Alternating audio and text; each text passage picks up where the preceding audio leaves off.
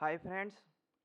तो इस वीडियो में जैसा कि थंबनेल पे मैंने बताया है, शॉर्ट टर्म कौन से स्टॉक्स देखने चाहिए जो इस अब जो नेक्स्ट आने वाला वीक है उसमें कौन से जो स्टॉक है वो शॉर्ट टर्म के लिए हम पोजिशनली 1 वीक या 4-5 डेज के लिए होल्ड कर सकते हैं। उसमें हम अपना तो जो भी शॉर्ट टर्म के लिए इन्वेस्टमेंट करना चाहते हैं उनके लिए स्टॉक्स मैं बताने वाला हूँ।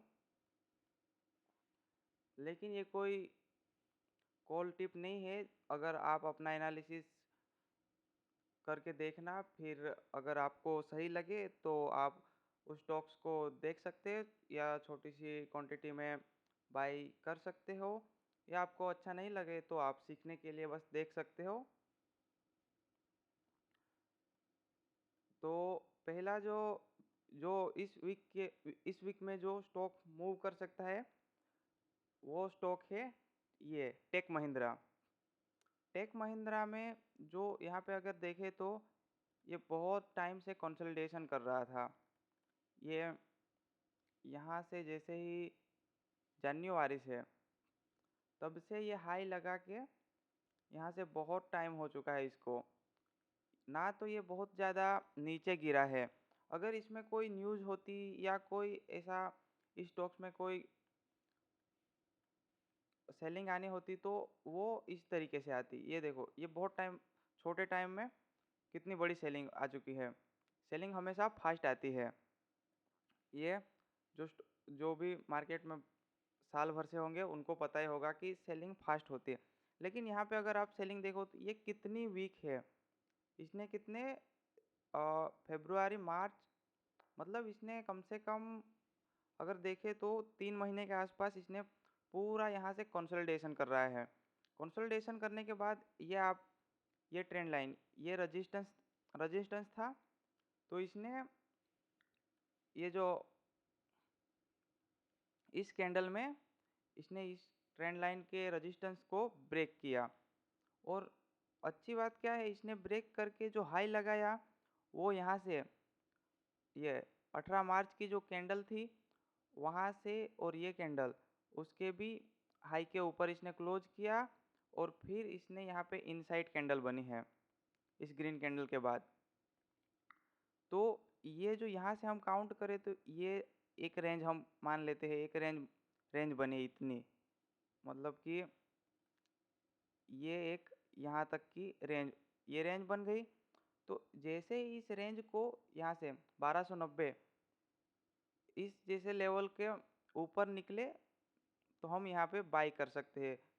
जो भी मतलब पोजिशनल में जो भी ऐसे आप लगाते हो, या अगर मैं ट्रेड करता हूँ तो मैं इस लो के नीचे या फिर यहाँ पे ही अगर और 2-3 दिन होल्ड किया इसने, फिर ब्रेकआउट किया तो जैसे कि यहाँ पे ऐसे लगा दिया। और टारगेट हम इस जो ये पिछला हाई था, स्विंग हाई, मतलब जो हाई लगा था उसके थोड़ा नीचे जो ये रेजिस्टेंस की तरह यहाँ पे मार्केट जाएगा तो रेजिस्टेंस की तरह वर्क करेगा। यहाँ थोड़ा नीचे 1:3, मगर यहाँ से यहाँ 2-3 दिन होल्ड करे फिर ऊपर निकले तब, या तो फिर अगर मंडे को ही इसने यहाँ पे ओपन होके ऊपर निकल गया तो फिर एसएल थोड़ा बड़ा बनेगा। तो 1:2 का जैसे प्लान कर सकते हैं यहाँ तक के टारगेट के लिए। इस तरीके से इसमें प्लान कर सकते हैं। अगर अगर ये ब्रेकआउट नहीं नहीं हो तो ये शार्पली या 2-3 दिन में ही नीचे आ जाएगा यहाँ तक, तो हमें छोड़ देना है, तो फिर स्टॉक्स को नहीं देखना। लेकिन अगर ये इसी कैंडल के बीच होल्ड करता रहे, अगर जितने दिन होल्ड करे उतना उतना है अच्छा है हमारे लिए तो। लेकिन अगर मंडे के दिन होल्ड करे, ट्यूसडे होल्ड करे, फिर ब्रेक करे जैसे ही 1290, तो एक हम एंट्री बना सकते हैं। क्योंकि जितने भी लोग यहाँ पे सेल किए होंगे स्टॉक्स को उनको ज़्यादा प्रॉफिट मिला नहीं होगा। और दूसरा जो है वो मैं आपको दिखाता हूँ। यहाँ से पिछली बार शार्प बाइंग आई थी, मतलब बायर्स यहाँ पे इंटरेस्टेड थे इस प्राइस पे स्टॉक्स को बाई करने के लिए।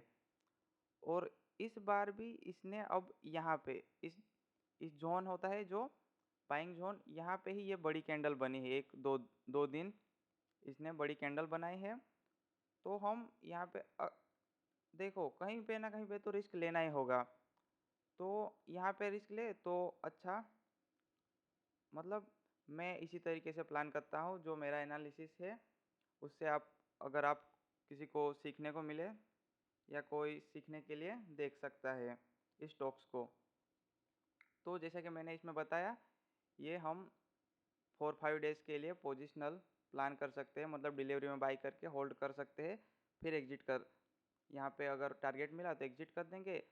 अगर इसने एंट्री दी तो, या नहीं तो इस ये रिवर्स भी हो सकता है। प्रोबेबिलिटी तो ये प्रोबेबिलिटी का ही जो है, मार्केट उसी की तरह उसी पे काम करता है। तो नीचे आए तो छोड़ देना है, अगर होल्ड करके एंट्री देता है तो फिर एंट्री कर लेनी। अगर फिर इस तरीके से जाए तो फिर और मज़ा नहीं है इसमें। अगर ऐसे जाए फिर यहाँ से तो अच्छा नहीं है, लेकिन ये इनसाइड कैंडल बनी एक बड़ी कैंडल के बाद, और ऐसे ही कंटिन्यू मोमेंट आ जाए तो एक मोमेंट मिल सकती है। दूसरे जो स्टॉक है वो है एक जियो फाइनेंस। जियो फाइनेंस में मैं यहाँ से था तब से इसको देखते आ, मतलब ये स्टॉक्स में लग रहा है कि इसमें मोमेंट आ सकते हैं। अब इसका जो बिहेवियर है वो आप देखेंगे तो यहाँ पे देखो, ये यहाँ से रिवर्स हुआ था, दूसरी बार यहाँ से मार्केट आया, ये कंटिन्यू, इसका जो रेजिस्टेंस होता है वहाँ पे ये होल्ड नहीं करता, कंटिन्यू कंटिन्यू ही इसको ये ब्रेक करके निकल जाता है। यहाँ पे रिवर्स हुआ, रेजिस्टेंस रेजिस्टेंस मिला, कंटिन्यू ब्रेक, यहाँ पे होल्ड नहीं किया। इसी तरह यहाँ पे, तो अब हमें यहाँ पे देखना है, ये यहाँ पे आया, रेजिस्टेंस के पास आया,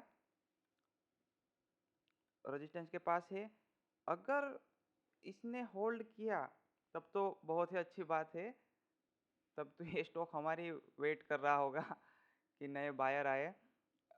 यहाँ पे अगर 1-2 दिन होल्ड किया इस कैंडल के अंदर, फिर ब्रेकआउट दिया, तो हम थोड़ा पोजिशनल में भी प्लान कर सकते हैं। मतलब मैं जो जिस तरीके से पोजिशनल में प्लान करता हूँ 2-3 दिन के लिए, मेरा इतना ही पोजिशनल होता है।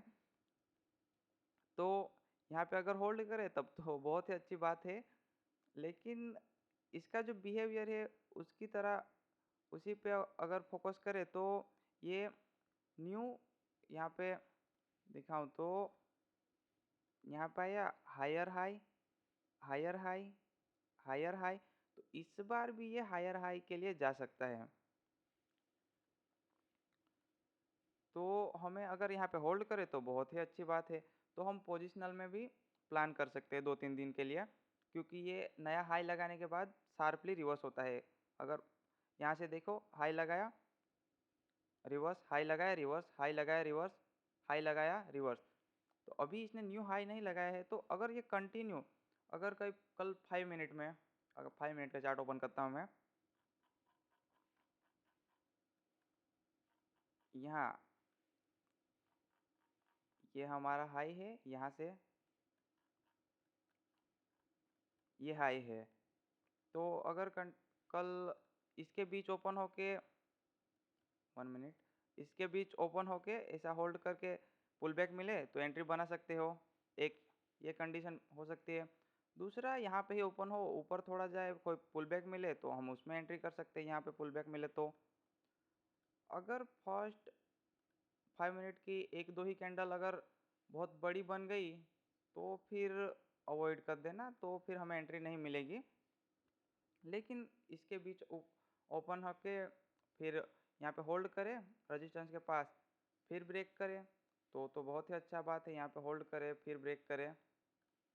दूसरा, अगर गैप अप ओपन हो जाए, अगर मार्केट मार्केट इस लेवल के पास ओपन हुआ तो हमें छोड़ देना है, तो हमें नहीं देखना।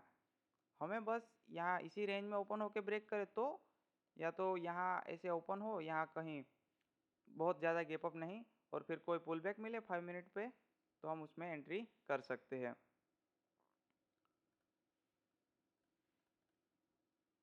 तो ये जो जियो फाइनेंस है उसका चार्ट है डेली डेली का ये भी रेजिस्टेंस के पास है। तो मेरा जो ट्रेडिंग करने का जो मैं जिस तरीके मैं ट्रेडिंग करता हूँ, मैं जब भी कोई स्टॉक रेजिस्टेंस के पास होता है, मैं बहुत ज़्यादा इंटरेस्टेड रहता हूँ उस स्टॉक्स को बाय करने के लिए, दोनों पोजिशनल और इंट्राडे। तो ये भी एक रेजिस्टेंस के पास है। दूसरा है एचएल। एचएल का अगर वो जियो फाइनेंस और टेक महिंद्रा, उनमें अगर कोई कंडीशन ही कल नहीं बनी, तो हम इस स्टॉक्स को भी देख सकते हैं। ये बस पोजिशनल में नहीं है, ये इंट्राडे के लिए ही है। यहाँ पे मार्केट ने एक दिन यहाँ पे गया ऊपर से, इसने रिवर्स रिवर्स मिला, तो हमें एक कंटिन्यू मूवमेंट में एक पुल बैक मिला, और इस कैंडल ने भी यहाँ पे बाइंग बाइंग आई, मतलब ग्रीन बनी, होल्ड किया। अगर ये यहाँ पे कल मार्केट यहाँ पे ही ओपन हो, ऐसे ये जो रेजिस्टेंस है उसका, ये रेड रेड कैंडल का हाई उसे ब्रेक करे, तो एक हम एंट्री बना सकते हैं। और जो ओपनिंग जहाँ से ऊपर होके ये निकला, ये हमारा एसएल होगा। मतलब ये हमारा एसएल, इतना इतना एसएल बनेगा। अगर ये भी यहाँ पे गैप अप ओपन हो तो छोड़ देना है। इसी रेंज में ओपन होके ऊपर जाए तो हम एक मोमेंट इंट्राडे में देख सकते हैं कल। और अगर यहाँ पे नीचे ओपन होके यहाँ नीचे निकले तो हमें छोड़ देना है। अगर ये तो इसी इसी बीच ओपन हो और हाई निकाले तब है, गैप अप ओपन हो तो हमें नहीं देखना है। तो यही 3 स्टॉक है जो हम नेक्स्ट वीक हमें देखने हैं। और भी स्टॉक है, लेकिन उसमें अभी कंडीशन बन रही है, तो मैं सजेस्ट नहीं कर सकता। लेकिन आप अब मंडे से, मतलब कल से, उन स्टॉक्स को वॉच कर सकते हैं। और मैंने जैसा बताया, ऐसी कंडीशन आप भी फॉलो करते हो तो आप उन स्टॉक्स को भी बाई या इंट्राडे में प्ले कर सकते हो। वीडियो अच्छी लगी हो तो चैनल के साथ जुड़े रहना, और भी अच्छी वीडियोस आती रहेगी।